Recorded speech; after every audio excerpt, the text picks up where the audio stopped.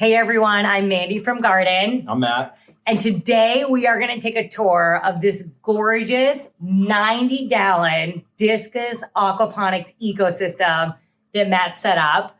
And Mandy, she's helped a ton. Don't worry about it. He's the master behind this gorgeous look here. So I thought what I'd do is I'll just ask you questions about how you did it, and then you can tell us all, how to make something look like this. So first off, tell us about this absolutely stunning planted tank. Awesome. So this is, you got to pick something to really focus around. And for us, for this setup, it's Discus. So this is a 90-gallon tank with Discus in it. We got 6 adult Discus in here, and they seem extremely happy with this setup.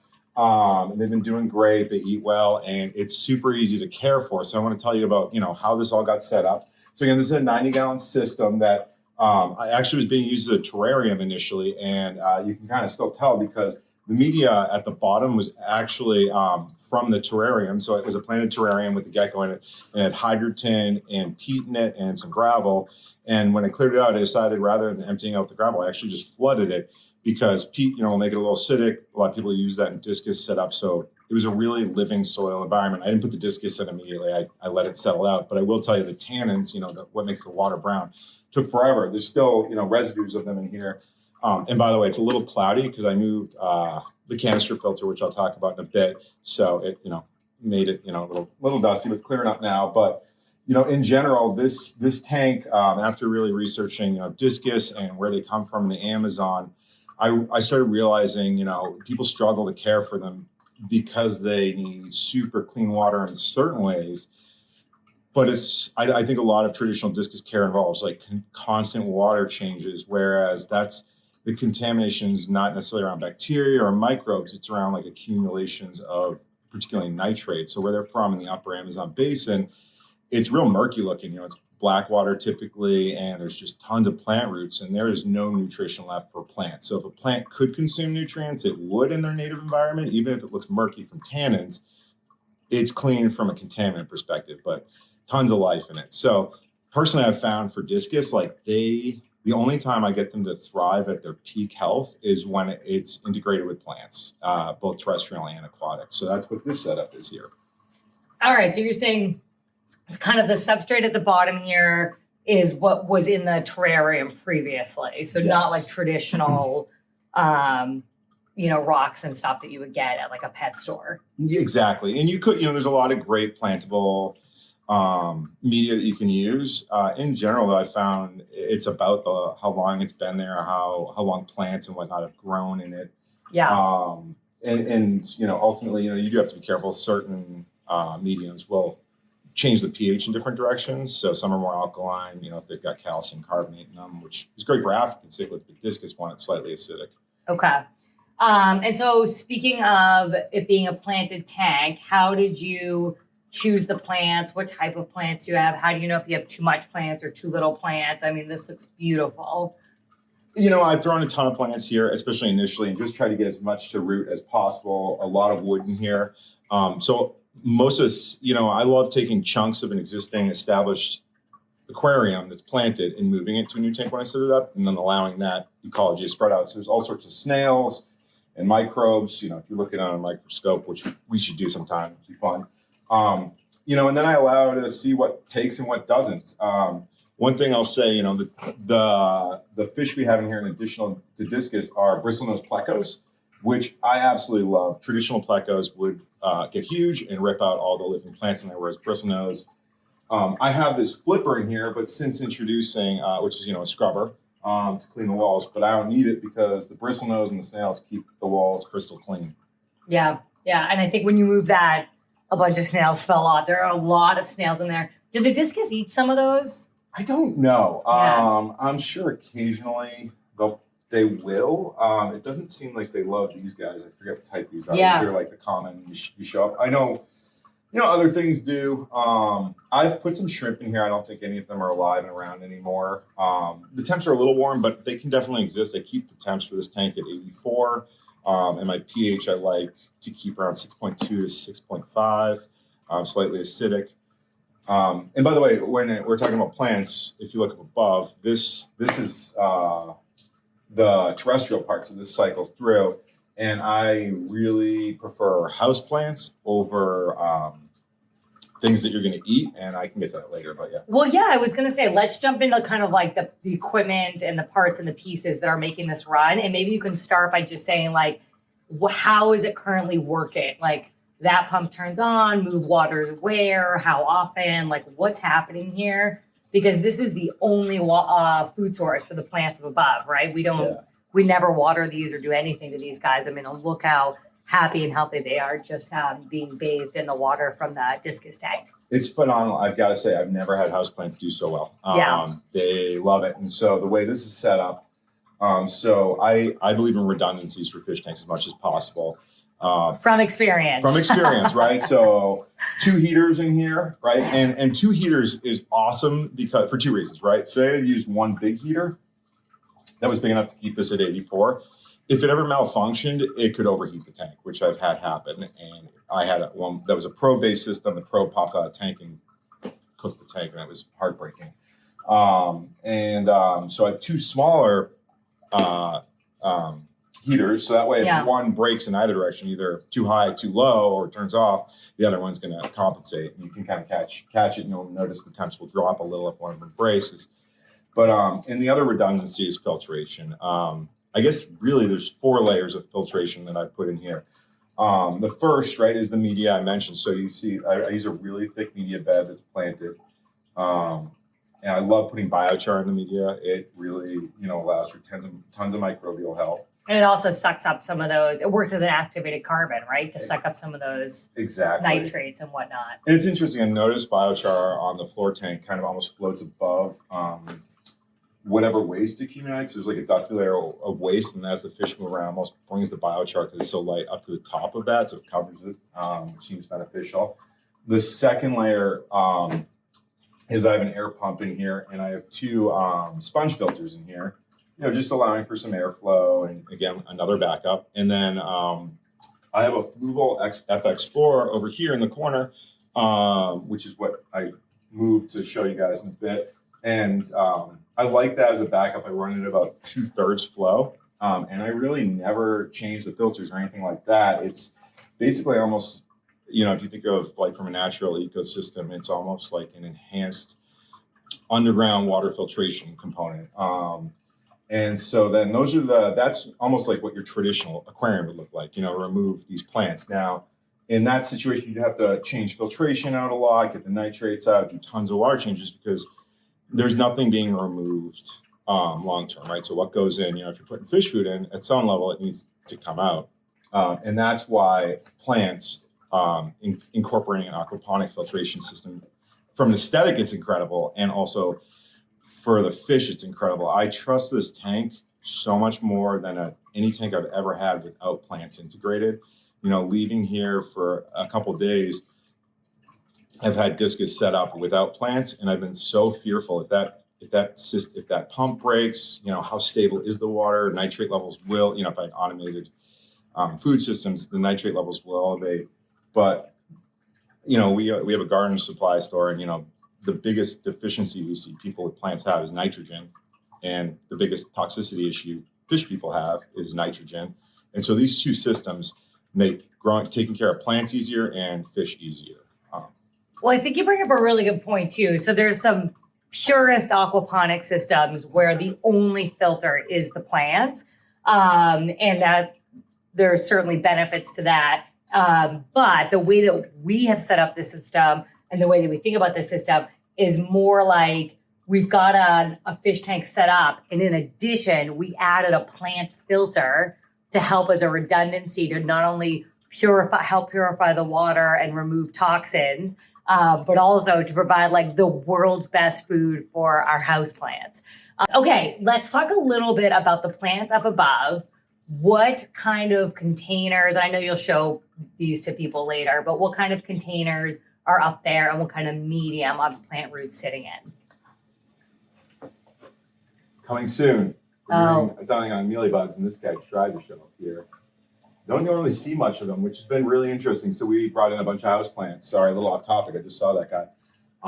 And seen very little pest issues with my aquaponic houseplants for whatever reason. Hopefully it stays like that, knock on wood.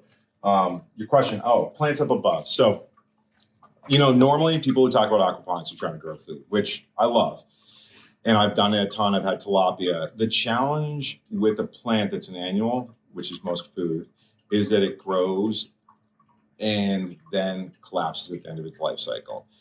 And I've had, and if you're dependent upon that to filter your aquarium, it literally goes from being something that's pulling nitrogen out to breaking down and putting it into the water, which is a disaster for your plants. Or let's say you're harvesting out lettuce at the end, right? It's going to get bigger and bigger as a better filter. And then when you pull that lettuce out, your filter's gone. Houseplants are designed to just continuously grow. Like plants like pothos are 50-year-old clones ultimately. So you could just continuously cut off. My version of changing a filter is just cutting off, some of this excess plant growth over here, versus having to do filtration changes. So I love plants that don't shed leaves, that don't have have an unlimited vining. Plants are great for this.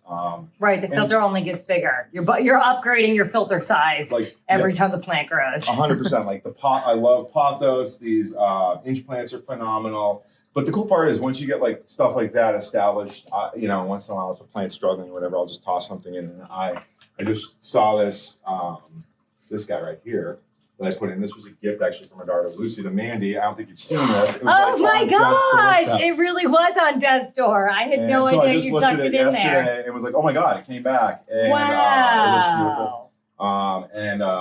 So I was like, I was gonna put it on your desk, but then I was like, it's doing so well. Why do I ever mess with it? So it's unbelievable. I think sometimes when you have a bunch of healthy plants together like this, everything kind of succeeds a little better. And that monstera is just gorgeous. So that plant is in the soil that you bought it, that it arrived in when Lucy purchased it for me. What is everything else sitting in? That's great. Yeah. So a lot of our systems, I've messed with a ton of different media types. For this one, I was worried because it's only flooding about an inch. And so I was worried it wasn't just going to have a deep enough root zone. And I wanted something that would wick upward. So I took biochar and then mixed cocoa in with it, especially at the top, so it wicks upward all the way to the top. And that's worked phenomenally well for this. Actually, I might say compared to systems where I've had a deeper flood with just something like hydrogen or biochar, this seems to almost be doing better. And I'm seeing more and more of that with my experience with ebb and flow systems is almost like shallower flooding, but more wicking at higher levels. So rather than flooding 3 inches deep in pure clay pellets, clay balls, hydrogen, whatever you want to call it, or biochar, that's going to drain out and dry out, doing it so it's only flooding 1 inch. And then wicking up beyond that seems to work really, really well. You brought up a really good point, because I know it's something we worried about when we originally set up this tray. What do you love about this system, and what worries you about this system? There's definitely some worries. One of the worries is, so the pump is outsized a little bit. So if I meaning too large, it's too big. Okay. It's pumps. So if I just turned it on, and so it's on a interval timer. So it turns on. I like to set it turn on for 1 to 3 minutes. 3 minutes once I'm confident, and then off for 5 to 10. The reason I do this is if it just pumped continuously in one direction with this system, because the pump's oversized, it actually overflows.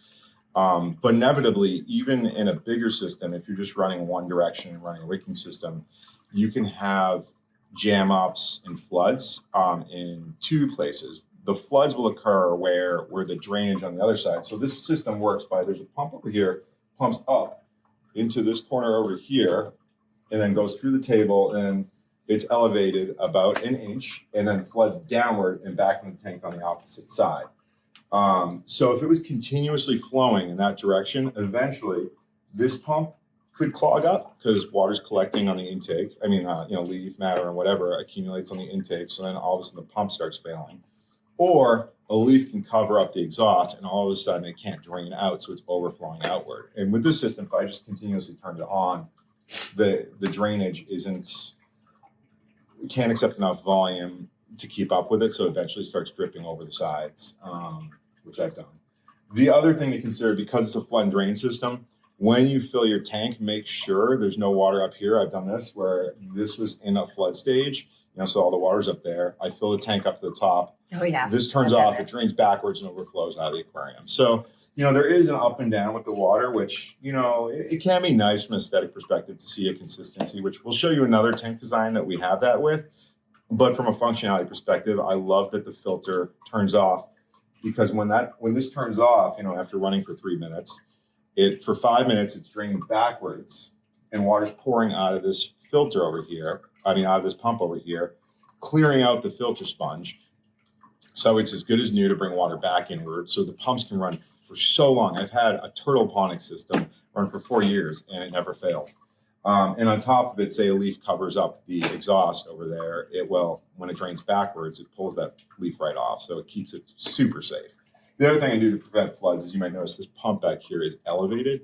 So if worse came to worse and this whole system is dumping out, well, I'd come in and see that there's still, the water was down 6 inches, but rather than having the fish will be sitting in the bottom 2/3 of the tank, but they're not, dead on the bottom. Right, because the pump isn't pushed to the bottom. It will only ever Yeah. drain out to the height of the pump, which is there. Exactly. That's something I've learned to be really cautious of, is any pump or any intake to a pump should be elevated high enough so that if, God forbid, something happens and it just starts draining outward, there's enough water for the fish to survive.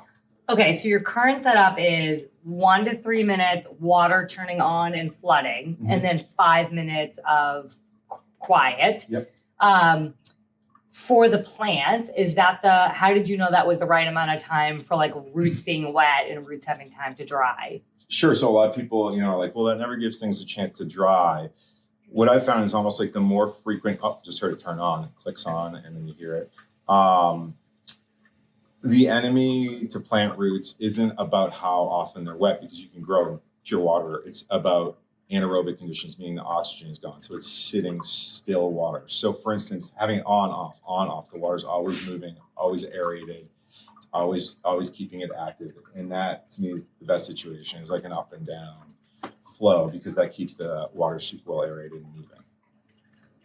Wonderful. I don't have any additional questions. Is there anything you wanted to add about this tank? Sure. Let's see. What to add? I will say, let me tell you, I really do love, I use this canister filter. It's a Fluval. It works great. And it just lasts forever. I don't ever change, the filtration filters on it or anything like that. I monitor the pH. I will say, double check your pH. There's certain things I've noticed, like the plants and whatnot will start shifting if your pH is off. And this meter actually says 6.0, but it's a little off. I need to recalibrate it. So if stuff starts looking a little murky, even like this, like that started happening when I had a pH meter break, the pH had been dropping. And what I used to raise it actually is a 4-to-1 ratio of calcium carbonate and Epsom salt. So 4 parts calcium carbonate, 1 part Epsom salt. That's what I do to raise my pH. Also, be aware if you start seeing your pH or your EC, TDS, your concentration of solids in the water, if you're measuring that, change suddenly, that's the cause of concern if all of a sudden it shifts, right? So in this tank, I know because the substrate's continuously drifting downward, so I'm always putting up. If suddenly I saw it go up, I would take concern that either something's wrong with the pH meter. If the pH meter is not broken, well, something with the tank is failing, possibly. And in the past this happened, and I remembered far after that the pH had been going down continuously, and then all of a sudden when the aquaponics system started failing, it was going up and we were adding acids in. And rather than doing that, I should have taken the plants that were dying with root rot out. It's a really good point. You mentioned a piece of equipment that I think you might not have mentioned earlier, and it's that you have a continuous monitor on here. Yeah. So what are you continuously monitoring, and what are the parameters that you keep it at for this tank? For sure. So I like to monitor the pH, and I like to keep that 6.2 to 6.5 for this tank. You can adjust Discus upward. Plenty of content on that. It seems to work for this setup though. I monitor temperature, which these guys, that's one thing I've learned with Discus is they really do like warm temps, and they can handle temps in the 90s. They seem, and if there's a disease issue, sometimes jacking the temps up for a period of time is good. I wouldn't keep them up there, but in their native environments, my hunch is they're up in these, blackwater rivers, and during the dry season, they can get real warm. So where do you keep this one So at? I keep this around 84. 84, okay. And Yeah, that is warm. And the plants tolerate it fine. Yeah. Warm water. They tolerate it fine. You know, if this was a deep water system, although I will say there's actually plants, you can see all this in the back is directly in the tank. So they're doing fine. Houseplants, you know, can handle it. And the other thing, so the temps, I monitor that, but you know, because it's in such a shallow tray, my hunch is when the water's up there, it's more like closer to room temp, especially initially. The other thing is the TDS. So that's like dissolved solids. That's, you know, ultimately how much is in the water or the conductivity of the water really. And I like to keep that from a ppm perspective, times 500 at 140, 150 seems to be pretty stable for this tank. And it's interesting because some tanks, you know, will have a little bit higher, a little bit lower, but again, it's all about like keeping it stable and monitoring for shifts in it. Awesome. Anything else you want to add? Not at all. You know, people, you know, the one thing I'd say is like with Discus, I see a lot of tanks that are like hammered with light and like wide open and they look, and I think that must be a nightmare for the Discus. They want to, you know, you might notice I have a lot on the top. I have wood floating at the top and the bottom, plants covering. They seem much happier, more confident, more at home when they have coverage from above. And if you look at where they live in the Amazon, in their native environment, there's a lot of, you know, they're underneath a lot of plant growth and whatnot. Yeah, on the side of the rivers. Yeah. So, you know, yeah, and I don't think they want to be exposed to tons of light all the time. So, yeah. Well, thank you so much for giving us some insight. you. This is definitely one of our most stable, easy to care for tanks because it is just running so efficiently. Yeah. Well, like and subscribe, and we'll take you on a tour of a few other of the tanks that we have going that are running similar types of aquaponic systems.